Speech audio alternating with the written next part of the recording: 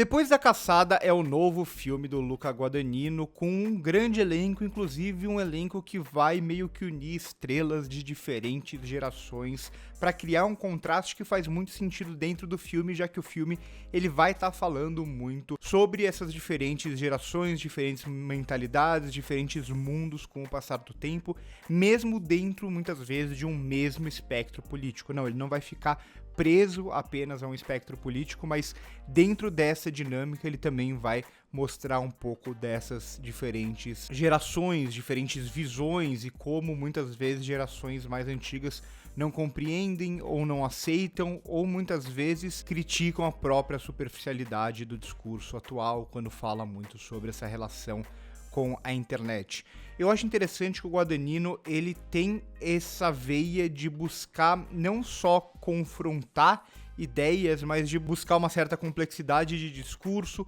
ou contradições dentro de pilares estabelecidos de uma certa sociedade ou de um certo grupo social, digamos assim. E aqui ele vai já buscar, o material de divulgação já traz muito dessa possível polêmica que o filme vai fazer, né? Então, uma garota jovem negra que acusa um professor de ter abusado sexualmente dela e a gente vai ver tudo meio que pelo ponto de vista, meio que, porque não é exatamente só o ponto de vista da protagonista, que é a personagem da Julia Roberts, e ela que vai ficar nesse meio do caminho, que tem um flerte ou um interesse amoroso nesse professor, e eles são muito amigos há muito tempo, enquanto essa garota é quase como a pupila dela, e ela fica meio que desconfiada. O filme vai gerar justamente essa desconfiança, se a garota tá falando a verdade ou não, se o cara tá sendo injustiçado ou não. Nunca ele responde completamente, mas ele sugere fortemente